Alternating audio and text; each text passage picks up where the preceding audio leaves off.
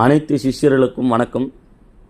இப்போ நம்ம பார்க்குறது கணபதி வசியமை. இந்த கணபதி வசியமை இருந்தால் தான் கணபதியை வசியம் பண்ண முடியும். கூடிய விரைவில் நம்மளுக்கு சீக்கிரம் வசியமாவார். இந்த மையை எப்படி செய்யுதுன்னு பார்க்கலாம். வெள்ளை இருக்க செடிக்கு சதுர்த்தி நாள் இருக்குது பார்த்திங்களா, அந்த சதுர்த்தி நாளில் காலையில் பிரம்ம முகூர்த்தத்தில் போய்ட்டு வெள்ளை இருக்க செடிக்கு காப்பு கட்டி சாபநிறுத்தி செஞ்சுக்கணும்.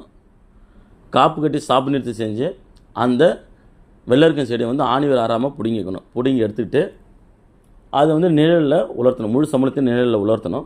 உலர்த்திட்டு சதுர்த்தி முடிஞ்ச ஒரு வாரம் அந்த உலர்றது பார்த்திங்களா செடி, அதுக்கப்புறம் ஒரு வாரம் கழித்து இந்த உலர்ந்த செடியை எடுத்து சட்டியில் போட்டு கருகணும். சட்டியில் போட்டு கருகிட்டு அதை எடுத்து கல்வத்தில் கொட்டிக்கணும். அந்த கருகணத்தை எடுத்து கல்வத்தில் கொட்டிக்கணும்.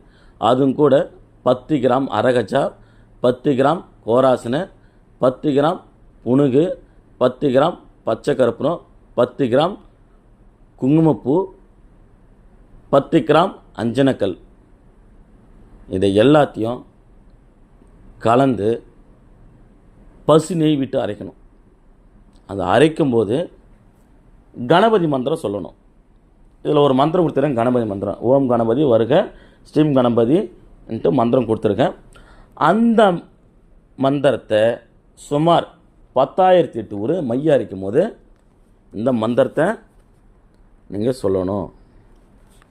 நீங்கள் சொல்லி 10,008 ஊர் கொடுத்து அந்த மைய அரைச்சிட்டிங்கன்னா நீங்கள் கணபதி உபாசனை எடுக்கும்போது இந்த எந்திரம் நான் சொன்ன பார்த்தீங்களா, கணபதி உபாசனை போது இந்த எந்திரம் வரையணும், நாளைக்கு எந்திரம் வரையணுன்ட்டு அந்த எந்திரத்தில் இந்த மைய தடவி பயன்படுத்தினீங்கன்னா உங்களுக்கு கணபதி 1000% சீக்கிரம் சித்தி ஆகிடுவார்.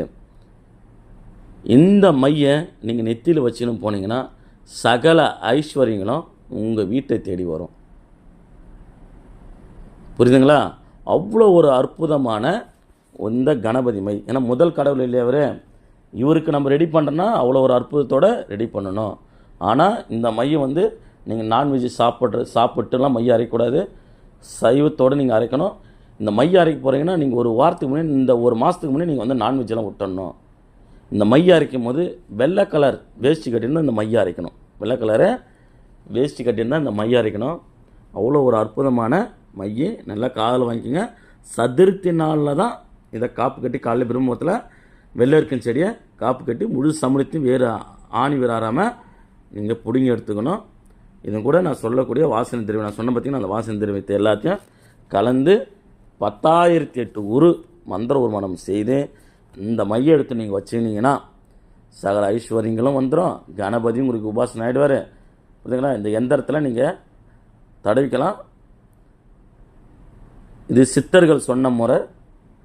இதை நான் பயன்படுத்தியிருக்கேன். ஏற்கனவே பயன்படுத்தி பாருங்கள். நன்றி, வணக்கம்.